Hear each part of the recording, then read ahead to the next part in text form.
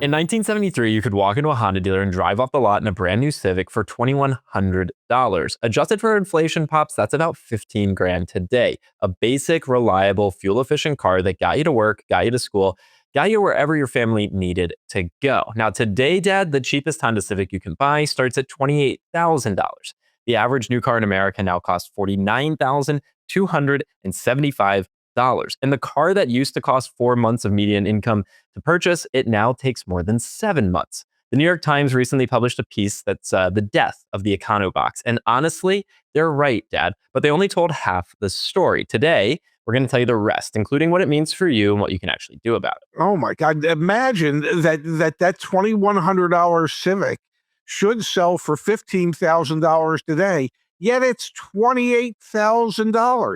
Why is it almost double? All right, let's set the table, Dad, with some numbers because, quite frankly, they're staggering.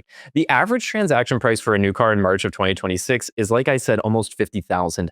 That's up 3.5% from just a year ago. And unfortunately, prices continue to increase. The average sticker price has been above $50,000 for more than a year now. So the price that the manufacturers say their vehicles are worth has been over $50,000 for over a year. But here's what really gets me, Dad. Let's look at what actually is available if you have a budget. For example, a Honda Civic hatchback, that starts $28,000. The Chevy Trailblazer, $25,000. The Toyota Corolla Hybrid, $26,000. The Chevy Malibu, that actually got discontinued. The Honda Fit, it's gone as well. Ford with the Fiesta, dead. And Toyota with the Yaris, they killed it.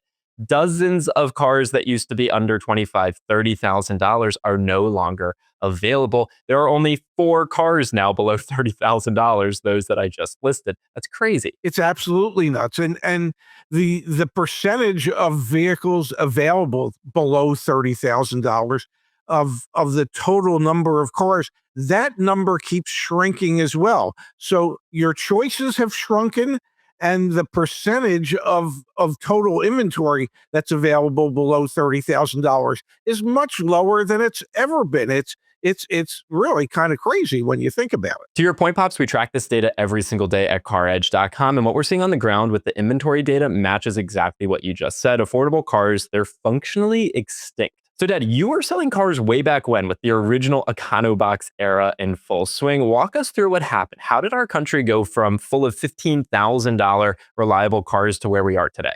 This really, Zach, happened in stages. Manufacturers realized in the late 90s and the early 2000s that, well, there was greater profit to be had in more expensive vehicles. And so at that time, they started to abandon the lower priced vehicles because it just didn't have the profit margins that they needed to survive and to grow. You can look at some of the vehicles, they have $15,000, $20,000, $25,000 profit margin for the manufacturer built into them.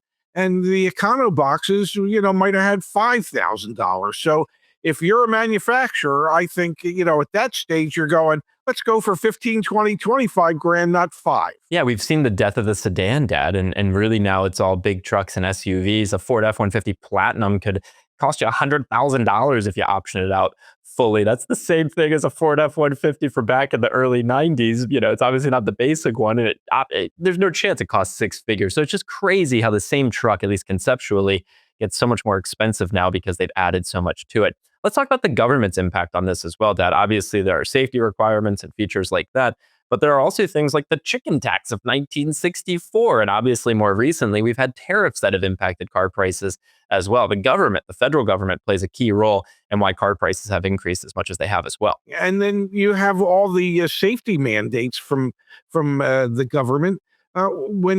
When all these new technologies have been perfected, the government says, well, that's so good, that should be in every car.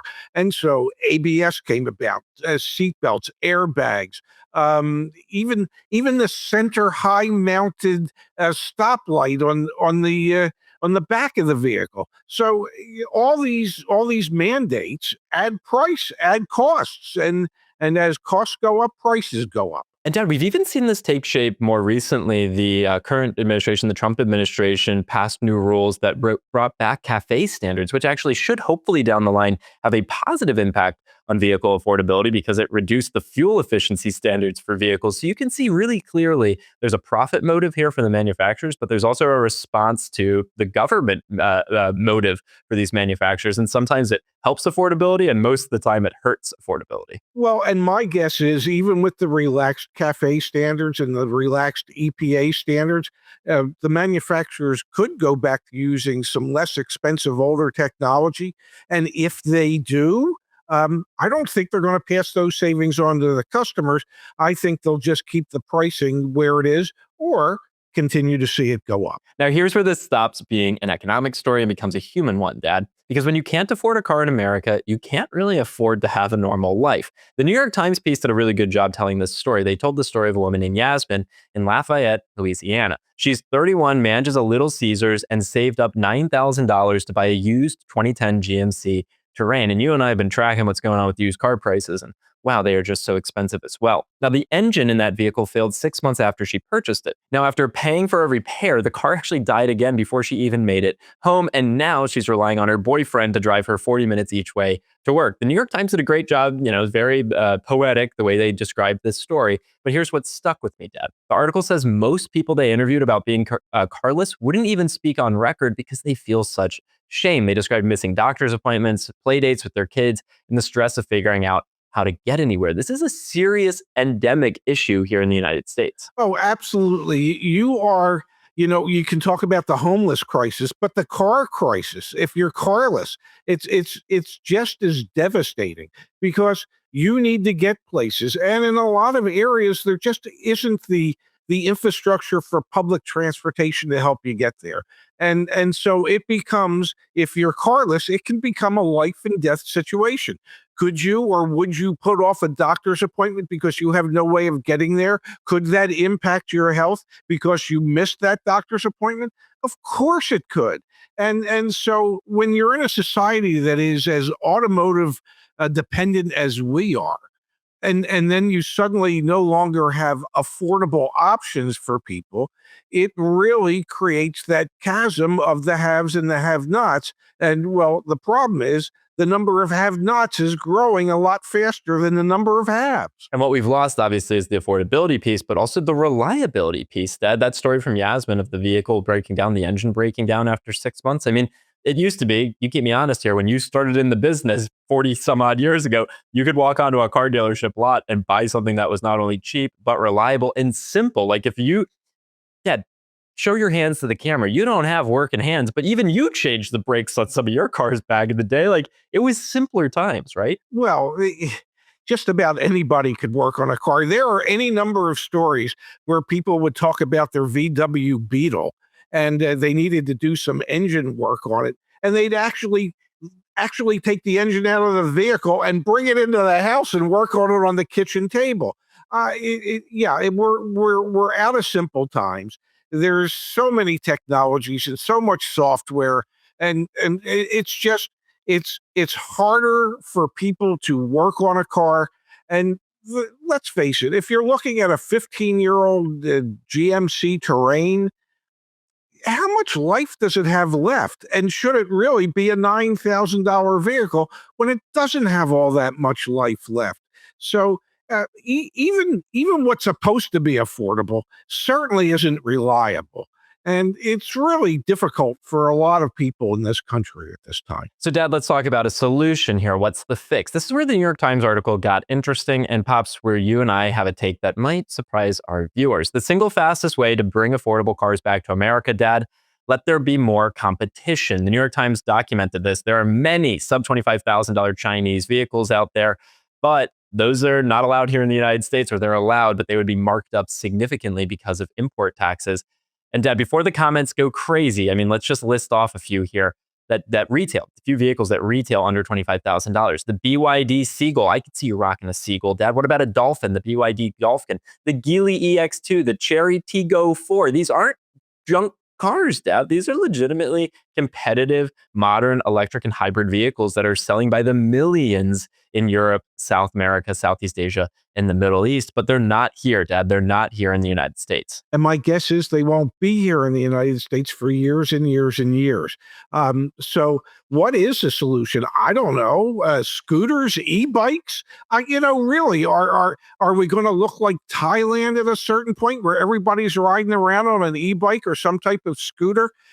There has to be some form of inexpensive, reliable transportation. And if it's not going to be cars, it's got to be something else. And I don't know what that is at the moment, but they'll come up with something. I do think it's these Chinese automakers, though, Dad, because competition ultimately drives better products and better pricing. And of course, you can't just open up the doors to let these Chinese manufacturers sell directly in the United States with no rules. There are real concerns, pricing concerns, digital security, American jobs. Like, there are real concerns here. But there are ways I think you can work on allowing Chinese automakers. Maybe they have to manufacture the vehicles here in the United States, for example. And Dad, we've even seen some of the legacy automakers, for example, Jim Farley over at Ford. He's come out multiple times and talked about how impressed he is with these Chinese built vehicles. And there are joint ventures that are underway with Chinese partners to try and understand their technologies, ways of working and bringing products to market. So there is a lot of irony here, that the American legacy automakers are leaning on their Chinese counterparts and joint ventures and things like that. But then those Chinese counterparts can't sell here because of all of the tax-related and tariff-related implications. But competition, I think, Dad, is the solution. Well, competition's always one of the solutions. It's always a piece of the solution. The real problem is we need these vehicles now, and there's no way they're happening now. So what do we do in the meantime? And how long is it going to take before we have that type of competition that would bring the prices down? So let's get super practical for those that have made it to this point in the video, Dad. Number one, don't buy cars based on your monthly payment. You can end up way overpaying for a car and getting in an 84, 96-month loan, things like that. That's avoidable as long as you know the out the door price. As long as you know the damn out the door price, at least you know what you're doing. Number two, use data. Be smart about where there are oversupplies of inventory, undersupplies of inventory. Look at real transaction prices. Be an informed shopper. That's the second thing that you can do right now to help yourself save some money. And Pops, number three, look at some vehicles that other people are overlooking. We know manufacturers, for example, are sitting on hundreds of thousands of leftover new 2025 vehicles. There could be some bargains to be had in that area. Yes, and here's one other thing that people really need to do. And I don't mean to be preachy when I say this, but you need to understand your needs versus your wants. And sometimes you just need to settle for your needs, because needs are a lot less expensive in an automobile than wants in an automobile. So, take a look in the mirror and say, can I live without X, Y, and Z and use this vehicle to get where I need to go, even though it's so much less expensive than that vehicle I really wanted?